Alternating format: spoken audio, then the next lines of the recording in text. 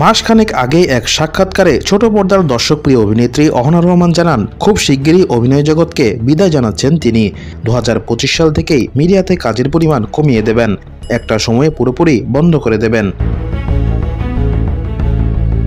অভিনেত্রী বলেন, আমি ব্যক্তিগতভাবে আর অহনা হতে চাই না।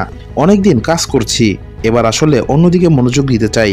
আমাকে অনেক বছর দেখলেন, আর কত, অনেক ভালো অভিনেত্রী অভিনেতারা আসছেন, তাদেরকেও দেখা উচিত। অহনার ছবিজাঙ্গন ছাড়ার খবরে ভক্তদের মাঝেও মিশ্র প্রতিক্রিয়ার সৃষ্টি হয়। বিষয়টি নিয়ে আবারও সংবাদ মাধ্যমে খোলামেলা কথা বলেছেন অভিনেত্রী। তিনি বলেন, তার বক্তব্য ভুলভাবে ব্যাখ্যা করা হয়েছে বা ভক্তরা পুরো সাক্ষাৎকারটা না দেখেই বিভিন্ন মন্তব্য করেছে। অহনা জানালেন আরও এক বিস্ফোরক তথ্য। অভিনেত্রী ছবিজাঙ্গন ছাড়ার খবরে অনেক নেটিজেন নাকি দাবি করেছেন তিনি প্রেগন্যান্ট।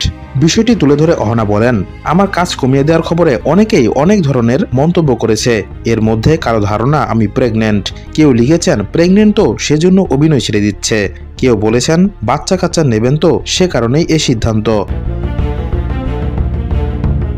অভিনেত্রী পরিষ্কার করলেন, ধীরে ধীরে কাজ কমিয়ে দেওয়া হবে। 2025 সালে পারতপক্ষে কাজ করা হবে না, আর কাজ করলেও খুব কম করা হবে।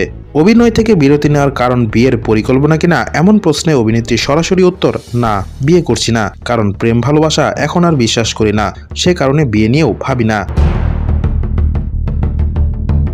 সাম্প্রতিক সময়ে প্রবাসী স্ত্রী নাটকে অভিনয় করে বেশ প্রশংসা কুড়িয়েছেন অহনা, যেখানে শ্বশুরবাড়ির সীমাহীন নির্যাতনের মুখে পড়তে হয় অভিনেত্রীকে। সে নির্মম চিত্র নাটকটিতে তুলে ধরা হয়েছে।